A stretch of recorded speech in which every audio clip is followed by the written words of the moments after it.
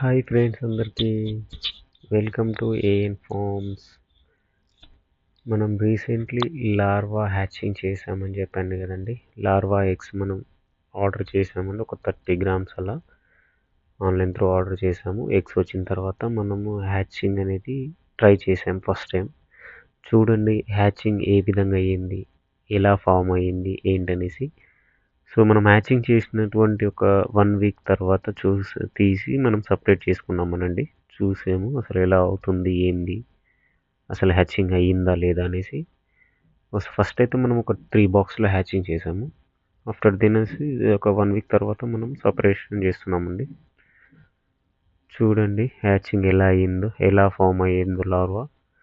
చూడడానికి మాత్రం చాలా మంచిగా హ్యాచింగ్ అయ్యిందండి, ఫస్ట్ టైమే కానీ. చూడొచ్చు మీరే ఏ విధంగా ఉంది ఏంటనేసి.